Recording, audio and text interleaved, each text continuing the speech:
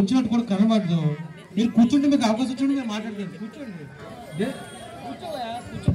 కూర్చోాలా కూర్చో.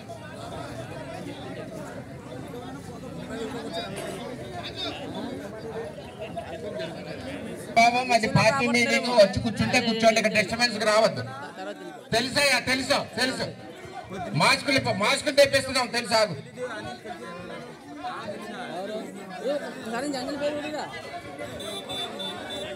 ఇది Telugu Desam party meeting.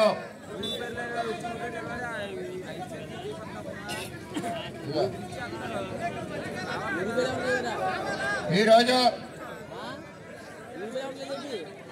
మీరెవరు వెళ్ళకండి, మీరు ఎవరి ప్లేస్ లో కూర్చోండి. అవసరం లేదు. జనసేన ఎవరు కూడా టీడీపీ వాళ్ళకి అవసరం లేదు. కలిసి పనిచేద్దాం అంటే కూడా వద్దంటున్నారు. మరి ఈరోజు మన ఈ గ్రామంలో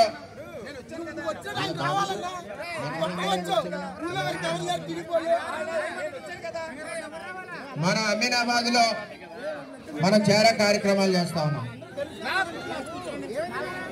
మనం మీకు ఒకటి విషయం చెప్పాలి. 2009లో మొదటిసారి. అందరికీ నమస్తే అండి. రాజు, జనసేన జిల్లా మత్స్యకార వికాస విభాగం ఉపాధ్యక్షుడిని. ఈ రోజు అమీనాబాద్ లో జరిగినటువంటి బీసీ సభకు మరి ఎస్ఎస్ఎన్ వర్మ గారు మరి ఎడమకం పడమకం అన్నట్టు ఓన్లీ తెలుగు అన్నలను మాత్రమే మీరు బీసీ సభల్లో కొందరు కూర్చోబెట్టి ఎస్సీ ఎస్టీ ఓసీ ఇతరులని మీరు ఆటోల్లో తరలించే ప్రయత్నం చేసి సభలో కూర్చోబెట్టారు. అది మీకు సమానం కాదు. స్థానికంగా ఉన్నటువంటి నాయకులను అలాగే జిల్లా ఇన్ఛార్జ్ను కూడా మీరు కలుపుకొని వెళ్తే కనుక ఆ సభలో బీసీ సోదరులైనటువంటి మేమంతా కూడా జనసేన తరపుని వందలాదిగా వచ్చి కూర్చున్నాను.